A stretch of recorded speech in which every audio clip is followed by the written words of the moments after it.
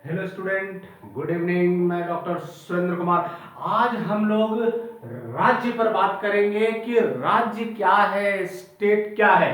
तो मैं आप लोगों को बता दूं कि राज्य और राज्य के सिद्धांत, राज्य क्या है, राज्य के कौन कौन से सिद्धांत है, राज्य की उत्पत्ति कैसे हुई, इन सारी बातों पर आज हम लोग चर्चा करेंगे, जो बहुत ही महत्वपूर्ण टॉपिक है। मैं आप लोगों को बता दूं कि बहुत सारे स्टूडेंट ये समझते हैं कि राज्य बहुत आसान है, लेकिन ऐसा नहीं है। राज्य से बहुत सारे प्रश्न बनते हैं और बहुत सारे प्रश्न परीक्षा में पूछे जाते हैं और बच्चे वहां घबरा जाते हैं। लगता है उनको कि ये तो राज्य बहुत आसान है, चलो हम लोग इसको सॉल्व कर दें, लेकिन ऐसा नहीं है। तो चलिए मैं आज आप लोगों को बता दूं कि राज्य की उत्पत्ति कैसे हुई और राज्य के कौन कौन से सिद्धांत है। इन सारे पूरे बिंदुओं पर आज हम लोग चर्चा करेंगे और वीडियो के अंत तक आप लोग जरूर बने रहेंगे, ताकि आपको ये राज्य जो मैं आपको समझाऊं ये जिंदगी भर आपके दिमाग में घूमता रहे। तो चलिए मैं बताता हूं कि राज्य क्या है। तो राज्य की उत्पत्ति कब और कैसे हुई, यह एक रहस्यपूर्ण तथा विवादास्पद प्रश्न है। मैं फिर एक बार आपको कहता हूं कि राज्य की उत्पत्ति कब और कैसे हुई, यह एक रहस्यपूर्ण तथा विवादपूर्ण प्रश्न है। मैं आपको बता दूं कि मनुष्य एक समाजी प्राणी है और समाज में रहना पसंद करता है। शुरू से ही प्रकृति, जब से प्रकृति का यहां पर उद्भव हुआ है, तब से ही मनुष्य एक समाज में रहना पसंद करता है। और उसके बाद क्या हुआ कि राज्य की उत्पत्ति के संबंध में विद्वानों में बहुत सारे मतभेद हैं, विवाद है। और इन सारे विवादों की गुत्थी को सुलझाने के लिए दो तरीकों का विद्वानों ने सहारा लिया। कौन कौन सा सहारा लिया? पहला लिया आपको इतिहास का उन्होंने कल्पना किया, और दूसरा जो किया वह कल्पना का, इतिहास पहला है इतिहास का और दूसरा कल्पना का सहारा लिया। लेकिन इतिहास इन प्रश्नों का समाधान नहीं करता, अतः विद्वानों ने कल्पना का ही सहारा लिया। विद्वानों ने क्या कहा कि नहीं, इतिहास जो कहता है मैं उस पर नहीं कर सकता हूं, लेकिन कल्पना हम लोग कर सकते हैं कि राज्य की उत्पत्ति इस तरह से हुई होगी। तो चलिए उसके बाद जो हुआ, राज्य की उत्पत्ति कैसे हुई। तो राज्य की उत्पत्ति जो हुई वह पहले परिवार से कुल बना, पहले परिवार से कुल बना, फिर कुल से कबीला बना, कुल से कबीला बना, कबीला से गोत्र बना, कबीला से गोत्र बना, फिर उसके बाद गोत्र से समाज बना, गोत्र से समाज बना, और समाज से राज्य बना, और राज्य से देश बना, और देश से संपूर्ण देश का निर्माण हुआ। तो ये सारे बिंदु कहां से स्टार्ट होता है? परिवार से स्टार्ट होकर हम लोग कहां चलाते हैं? संपूर्ण विश्व पर हम लोग आ जाते हैं, संपूर्ण विश्व पर आ जाते हैं। परिवार से कुल, कुल से कबीला, कबीला से गोत्र, गोत्र से समाज, समाज से राज्य, राज्य से देश, और देश से संपूर्ण राष्ट्र का निर्माण होता है। उसके बाद विद्वानों ने क्या कहा? विद्वानों ने कहा कि राज्य के संबंध में तीन तरह के विद्वान अपनी बातें कहते हैं। जैसे आपको देखेंगे कि प्राचीन काल के विद्वान इसमें क्या कहते हैं, मध्ययुगीन के विद्वान क्या कहते हैं, और आधुनिक विद्वान क्या कहते हैं, आधुनिक विचारक क्या कहते हैं। प्राचीन काल के विचारक राज्य के बारे में क्या कहते हैं, उसके बाद आपको मध्ययुगीन विचारक क्या कहते हैं राज्य के बारे में, और आधुनिक विचारक क्या कहते हैं, और कौन कौन से ऐसे विचारक हैं, इसको आप जरूर नोट कीजिएगा। परीक्षा में तो आते ही हैं, इसके अलावा कंपटीशन के भी जो प्रश्न होते हैं उसमें भी बहुत सारे प्रश्न इससे पूछे जाते हैं। तो मैं आपको पहले बता दूं कि प्राचीन काल के कौन कौन से विचारक हैं, इसको आप जरूर नोट कीजिए। पहला जो है अरस्तु है, फिर उसके बाद सिसरो है, फिर उसके बाद है सन एगेंस्टाइन। ये तीन विचारक, अरस्तु, सिसरो और सन एगेंस्टाइन जो है, ये प्राचीन काल के विचारक है। ठीक है, अब आ जाइए मध्ययुगीन विचारक। मध्ययुगीन विचारक में आप आ जाइएगा, हुग्रो है, ग्रोसियस है, बोधा है, हॉब्स है और हीगेल है। ये पांच विचारक है, हुग्रो, ग्रोसियस, बोधा, हॉब्स, हीगेल। उसके बाद आप चलाइए आधुनिक विचारक। आधुनिक विचारक राज्य के कौन कौन से जो कहते हैं, उसमें ब्लंसली है, वुडरो विल्सन है, हॉलैंड है, फिल्मोर है, फिर उसका विलोवी है, वर्गेस है, लिकॉक है, लॉस्की है, गेटेल है, मैकाइवर है और गार्नर है। ये इस विद्वान जो है तो राज्य के बारे में तीन जो विचारक हुए, प्राचीन काल के, मध्य काल के और आधुनिक काल के, इनके बारे में मैं आपको बता दिया। अब हम लोग चलते हैं कि राज्य कहलाने के लिए कौन कौन से तत्वों की आवश्यकता होती है। राज्य कहलाने के लिए चार तत्वों की आवश्यकता होती है। कितने तत्वों की आवश्यकता होती है? चार तत्वों की आवश्यकता होती है। नोट कीजिए, पहला है जनसंख्या, उसके बाद दूसरा है निश्चित भूभाग, उसके बाद है सरकार और चौथा जो है संप्रभुता। बहुत ही महत्वपूर्ण है। फिर मैं बात करता हूं, राज्य के चार आवश्यक तत्व कौन कौन से हैं?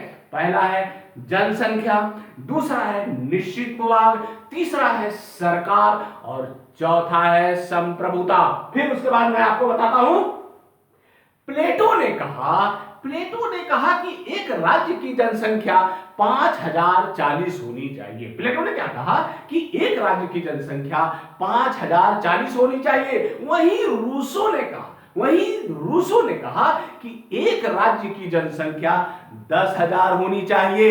अब देखिए, यहीं पर थोड़ा सा प्रॉब्लम ये होता है कि प्लेटो ने जब बातें कही और रूसो ने उस बातों को थोड़ा सा इंप्लीमेंट किया। क्यों किया? क्योंकि समय के अनुसार हर चीजों में परिवर्तन होती रहती है। जैसे फॉर एग्जांपल मैं आपको बताता हूं कि आपके दादाजी या नाना जी या उनके और भी जो बड़े हैं, वे कहते थे कि 1 रुपए में 1 झोला हम लोग सब्जी लाते थे। तो क्या उन्होंने सही बातें कही? हाँ, सही बातें कही। आपको मजाक लगता होगा कि 1 रुपए का कोई वैल्यू नहीं, लेकिन उस समय 1 रुपया का बहुत वैल्यू होता था। उसी तरह से जनसंख्या की बात हो गई तो उस समय पॉपुलेशन बहुत कम था और 5000 प्लेटो के समय में 5040 जनसंख्या बहुत कहलाती थी। उसके बाद रूसो ने आया तो रूसो ने कहा 10,000, उनके अनुसार 10,000 हुआ। अभी अगर हम इसकी परिकल्पना करते हैं तो आज के डेट में मजाक लगता है, इसलिए कि आज पॉपुलेशन इतना बढ़ गया है कि ये 10,000 एक गांव का पॉपुलेशन होता है।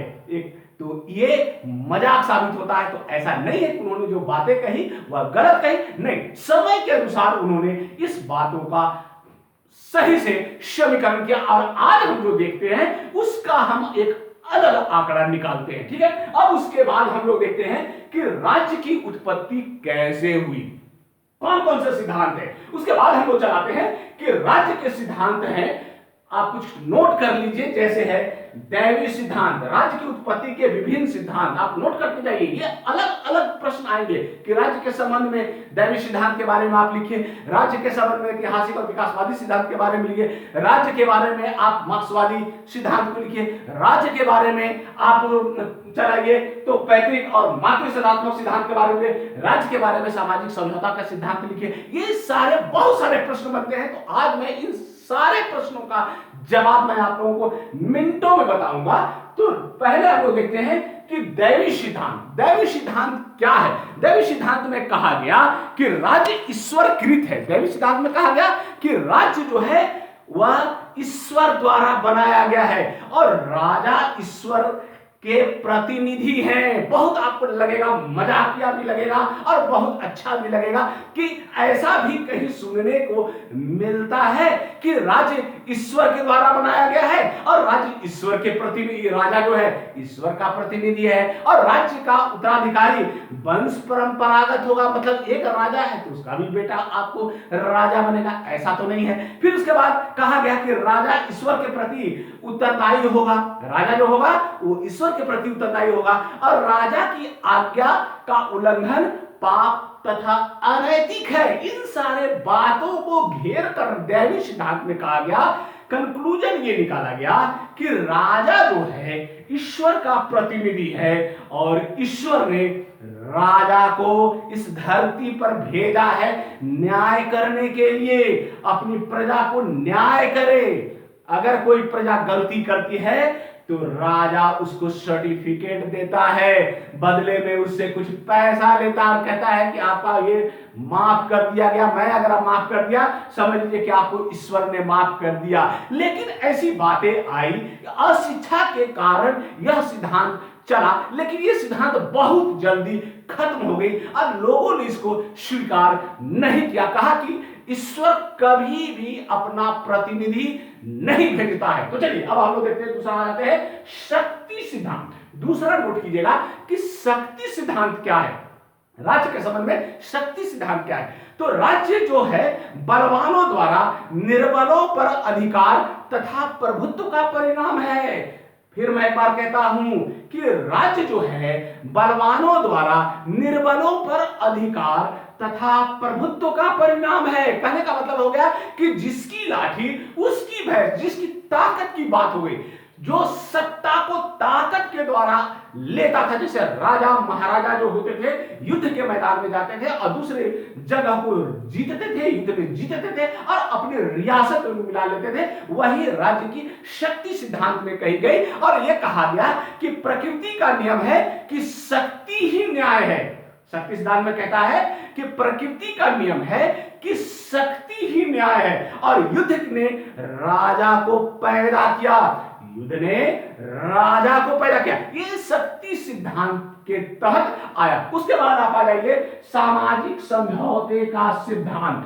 सामाजिक समझौते का सिद्धांत में तीन विचारक है, हॉब्स, लॉक, रूसो। नाम आप सुने होंगे, हॉब्स, लॉक, रूसो। सामाजिक समझौता का सिद्धांत जो बातें हुई, ये तीन विचारक बहुत सामने आए और इन्होंने इस बातों को स्वीकार किया कि प्राकृतिक अवस्था, उसके बाद समझौता और उसके बाद नागरिक समाज। राज्य का जो निर्माण हुआ वो प्राकृतिक अवस्था के द्वारा हुआ, फिर उसके बाद सामाजिक समझौते के द्वारा हुआ, उसके बाद नागरिक समाज के द्वारा ये समझौता आया। वहां हॉब्स कहता है, देखिए बहुत अच्छी बात कहता है, हॉब्स कहता है कि मनुष्य बहुत झगड़ालू है और बहुत झगड़ा करता है। हॉब्स कहता है कि मनुष्य बहुत झगड़ालू है और बराबर झगड़ा करता है। वही लॉक कहता है कि नहीं, मनुष्य बहुत दयालु है और वह दया का पात्र है। लॉक क्या कहता है?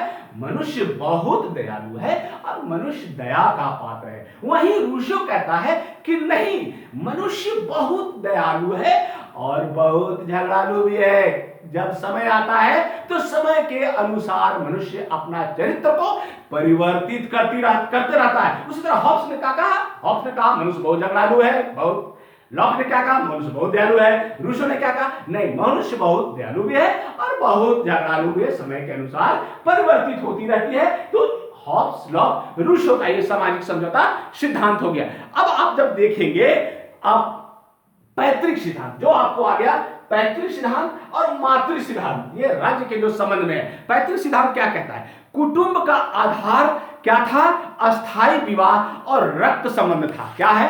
आप पैतृक सिद्धांत में आप देखेंगे, जैसे अभी जो है, अभी आप देखेंगे कि पिता की ओर से वंश चलता है। अगर कोई नाम पूछता है हमसे, अगर कोई नाम पूछता है तो मैं अपने फादर का नाम पहले लेता हूं। तो चूंकि पैतृक चल रहा है, पहले भी जो था शुरू में पैतृक चला और उसमें कहा गया कुटुंब का आधार अस्थायी विवाह और रक्त संबंध था। क्या था?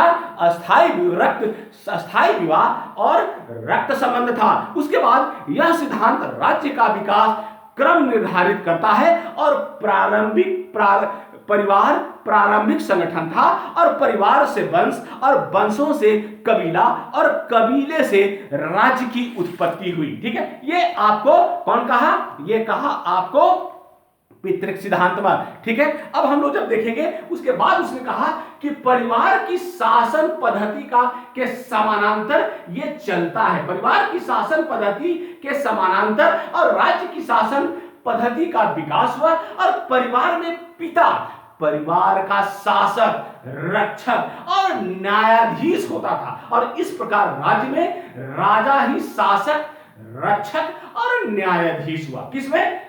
पितृ शतात्मक सिद्धांत में। अब आ जाइए मातृ शतात्मक सिद्धांत। मातृ शतात्मक सिद्धांत की हम बात करते हैं राज्य के संबंध में। मातृ शतात्मक सिद्धांत में क्या कहा गया? स्त्री कुटुंब की प्रधान होती थी। इस मातृ शतात्मक सिद्धांत में कहा गया कि स्त्री कुटुंब की प्रधान होती थी। आज जैसे पिता की ओर चलता है उस तरह से वहां माता की ओर वंश चलता था। सबसे पहले माता का नाम आता था सामने, माता का नाम, किसी से कोई नाम पूछा जाता था तो बताया जाता था कि आपके माता जी का क्या नाम है, तो वो माता की तरफ से चलता था। इसमें क्या कहा गया कि स्त्री कुटुंब की प्रधान होती थी और संपत्ति का उत्तराधिकारी स्त्री को ही प्राप्त था। किसको प्राप्त था? स्त्री को ही प्राप्त था। और कौटुंबिक संबंध स्त्रियों के नाम पर चलते थे। मैंने आपको बताया जैसे पैतृक शताब्दी में पिता की तरफ चलता था और मातृ शताब्दी में माता की ओर चलता था। इसीलिए कहा गया कि कौटुंबिक संबंध जो होता था स्त्रियों के नाम पर चलता था और वैवाहिक संबंध अस्थायी नहीं होता था। उसमें स्त्री समाज में आपको स्त्री सिद्धांत, मातृ शतात्मक सिद्धांत में वैवाहिक संबंध अस्थायी नहीं होता था। अब आ जाइए विकासवादी सिद्धांत। विकासवादी सिद्धांत ने क्या कहा? विकासवादी और ऐतिहासिक। ऐतिहासिक में आप जब चलेंगे तो ऐतिहासिक बीते हुए काल को इतिहास कहते हैं। जो बीत गया वह काल कहा इतिहास कहता है। बीते हुए काल को इतिहास कहते हैं। और उसके बाद जो डेवलपमेंट की बात होती है, जैसे क्या क्या आया उसमें, रक्त संबंध, धर्म, शक्ति, आर्थिक आवश्यकताओं, राजनीतिक चेतना और प्राकृतिक सामाजिक चेतना, ये आपको विकासवादी सिद्धांत में। जब इतिहास से चला तो वहां रक्त संबंध, धर्म, शक्ति, आर्थिक आवश्यकताएं, राजनीतिक चेतना और प्राकृतिक सामाजिक चेतना, यह विकास में आया। विकासवादी सिद्धांत में विकास, एक राज्य जो है विकास का एक क्रम चक्र है। जैसे जैसे मनुष्य की आवश्यकताएं होती गई राज्य का उतना डेवलपमेंट होता गया, विकास होते गया। धीरे धीरे मैं आपको यहां बताया भी, जैसे परिवार से कुल हुआ, कुल से कबीला हुआ, कबीला से गोत्र हुआ, गोत्र से समाज हुआ, समाज से राज्य हुआ, राज्य से देश हुआ और देश से संपूर्ण देश का। तो कहां परिवार और कहां संपूर्ण राष्ट्र, तो ये डेवलपमेंट की निशानी है। लेकिन एक इतिहास का भी पार्ट है, ये इतिहास भी चला जाता है। जहां परिवार और कुल की बात होती है वहां इतिहास हो जाता है, और जहां संपूर्ण राष्ट्र की बात होती है वहां पर विकास की बात हो जाती है। ठीक है, तो राज्य जो है विकास का एक क्रम है। ठीक है, अब आ जाइए लास्ट जो है मार्क्सवादी सिद्धांत। मार्क्सवादी सिद्धांत ने क्या कहा इसके बारे में मैं बता दूं कि राज्य की उत्पत्ति में मार्क्सवादी सिद्धांत क्या कहता है कि राज्य शुरू से नहीं है। मार्क्सवादी सिद्धांत कहता है कि राज्य शुरू से नहीं है। राज्य क्या है? शुरू से नहीं है और यह समाज के विकास के क्रम में पैदा हुआ। मार्क्सवादी सिद्धांत कहता है कि राज्य शुरू से नहीं है, यह समाज के विकास के क्रम में पैदा हुआ है और यह वर्ग संघर्ष का परिणाम है। यह क्या है? राज्य जो है यह वर्ग संघर्ष का परिणाम है और इसके विकास के 5 चरण हैं। मार्क्सवादी सिद्धांत कहते हैं कि राज्य के विकास के 5 चरण हैं। नोट करिए, पहला जो है आदिम युग। उसने क्या कहा?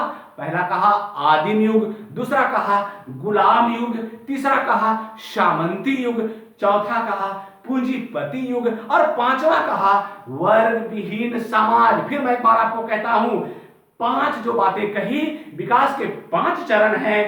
पहला जो है आदिम युग, दूसरा है गुलाम युग, तीसरा है सामंती युग, चौथा है पूंजीपति युग और पांचवा है वर्ग विहीन समाज। तो आज मैंने आपको राज्य और राज्य के सिद्धांत के बारे में संपूर्ण जानकारी दे दी है और मुझे आशा है कि आप ये पूरा वीडियो देखे हैं तो राज्य से एक भी प्रश्न आपको नहीं छूट रहा है।